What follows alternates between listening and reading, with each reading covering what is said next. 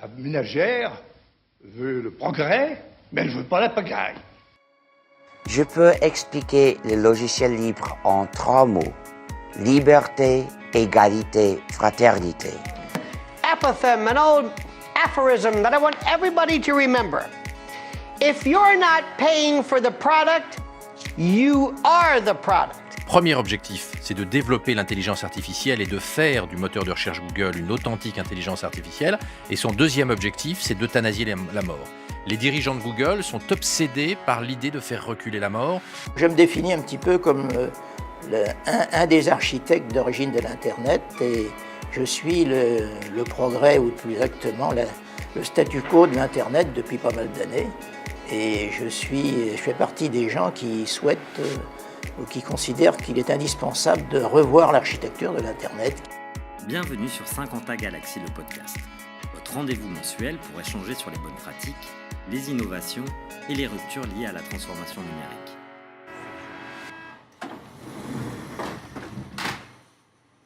Bonjour Nicolas. Bonjour Fabrice. Est-ce que tu peux nous dire qui on va retrouver pour ce premier épisode de 50 Galaxy ? Donc pour ce premier épisode, on part pour Montfort-la-Mairie retrouver Jean-Michel Billot, un gourou de l'Internet et du Minitel. Il a entre autres numérisé le secteur bancaire. Il s'est occupé de créer l'atelier BNP Paribas. Il a monté les Billot Show pour interviewer des centaines de startups. En ce moment, il est sur un sujet qui est la transformation numérique de l'État. Il est très intéressé par tout ce qui se fait en Estonie et il aimerait, aider ou participer à la transformation numérique de l'État français en étant force de proposition sur des exemples, un prototype qu'il a vu en Estonie. Merci Nicolas, on retrouve tout de suite Jean-Michel Billot.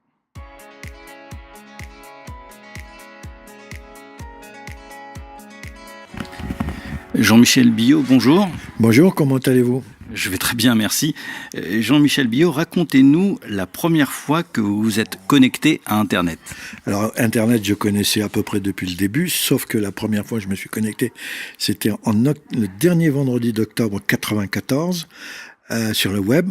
L'un de mes assistants à l'atelier de la compagnie bancaire m'avait installé le premier browser, qui est... je me souviens, qui est celui de Netscape, ok. Et donc, un vendredi soir, l'atelier était fermé, j'étais tout seul. Je me suis dit, tiens, je vais aller faire un tour sur Internet. Et donc, je me suis mis vers 8h. Et je me suis rendu compte qu'il était 1h du matin quand j'ai terminé, parce que j'ai commencé par la Morgan, le site de la Morgan, pour terminer dans un jardin de néo-zélandais dans les rhododendrons. Et donc j'ai fait une virée absolument incroyable. Et là je me suis dit, punaise, ça va bousiller le Minitel. Jean-Michel Billot, quel est l'Internet de vos rêves ? Il existe aujourd'hui. Moi, ce que j'aime bien dans l'Internet de mes rêves, c'est qu'on a accès à toute l'information que l'on veut gratuitement. On a accès aussi à la connaissance depuis le Web 2.0. On a accès aussi maintenant on va accéder à l'expertise gratuite avec l'intelligence artificielle, expertise gratuite pour tout le monde. Et puis surtout, on va arriver, je pense, à la transaction plus ou moins gratuite avec la blockchain. Donc en fait, c'est un champion complet de pareilling. Et quel est pour vous l'Internet de vos cauchemars ? C'est qu'on soit fliqué, quoi. Mais qu'on soit vraiment fliqué, parce qu'aujourd'hui, on est peut-être fliqué, mais bon, c'est encore un peu c'est pas encore le KGB, quoi. Alors, pour entrer au cœur de notre problématique, quelle est votre définition de la transformation numérique ? Le changement de civilisation des êtres humains. On a fait deux grands changements chez les êtres humains depuis notre apparition sur Terre il y a 200 000 ans en Afrique de l'Est. On a fait une première révolution, c'est la révolution agricole et de l'élevage il y a 10 000 ans dans le croissant fertile. Donc on a créé l'agriculture, etc. On avait pu à se balader avant pour trouver. On avait notre garde-manger à domicile, nos protéines à domicile. Et la deuxième, c'est la révolution industrielle il y a 300 ans en Angleterre, où grâce au capitalisme et à la loi des rendements décroissants, on a pu créer des tas de trucs que tout le monde a pu se payer. Et la troisième révolution, c'est maintenant. Moi, je l'appelle la grande disruption.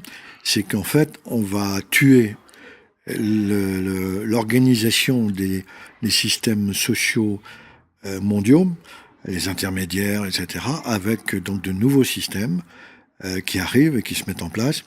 Et là, c'est la transformation. Et alors, on va aller très loin, on va aller jusqu'au transhumanisme, et on va probablement aller sur dans le cosmos avec Elon Musk et ses fusées, etc. Donc, en fait, c'est une période absolument incroyable que très peu de gens ont conscience de vivre.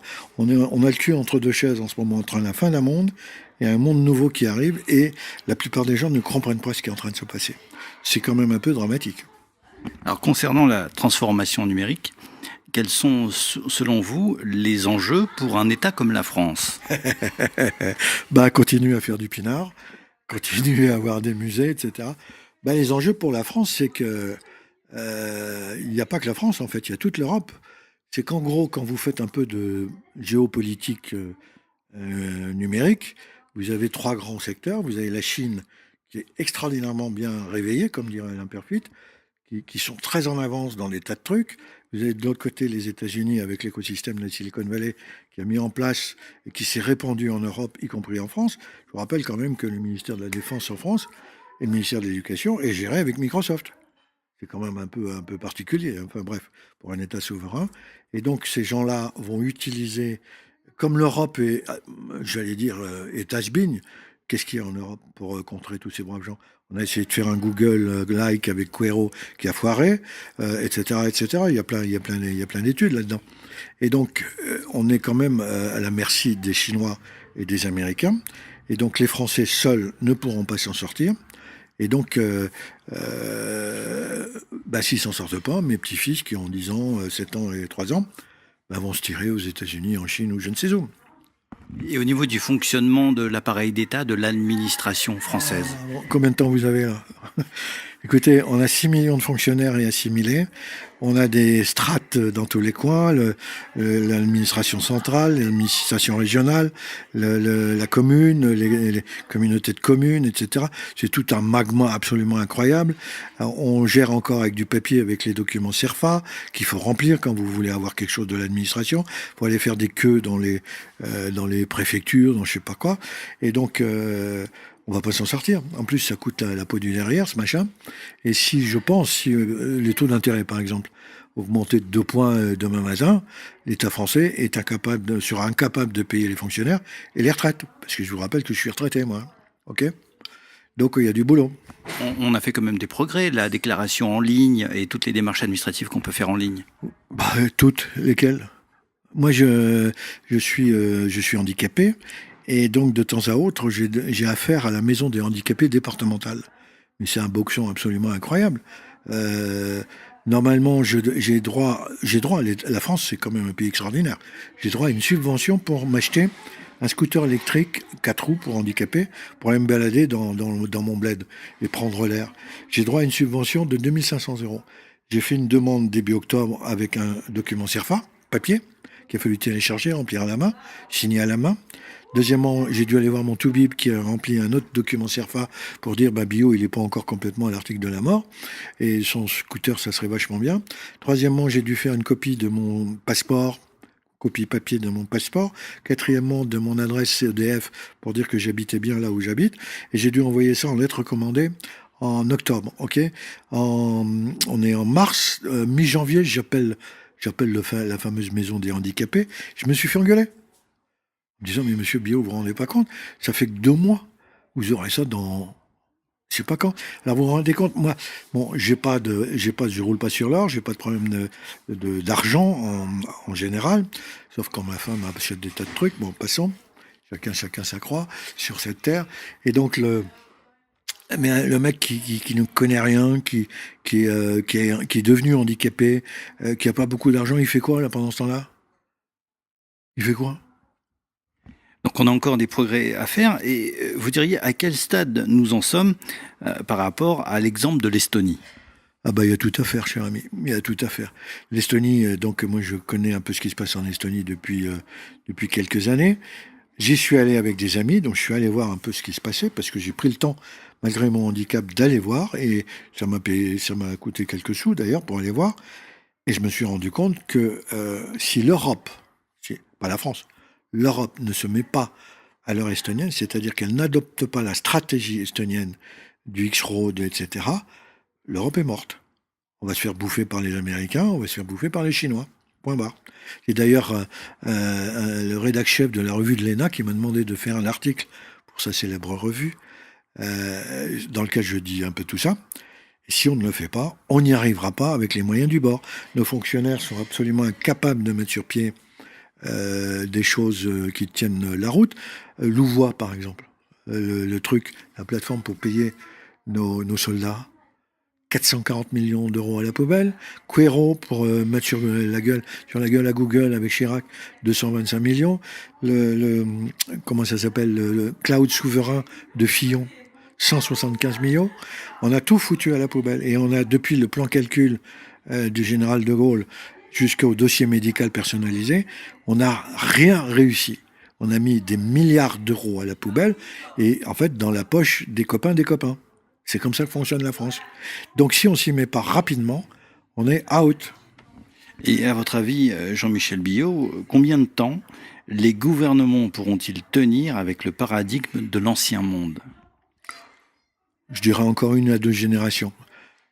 Pourquoi ? Bien parce que d'abord vous avez plusieurs éléments qu'on voit actuellement.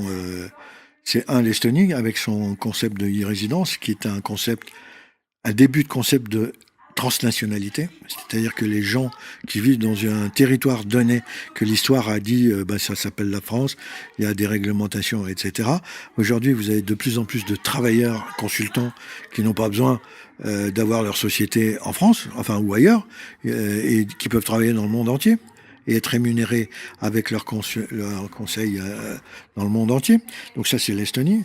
Et à l'autre bout, vous avez des mouvements de la civic tech, donc des gens qui mettent en place des mécaniques pour améliorer la démocratie représentative existante.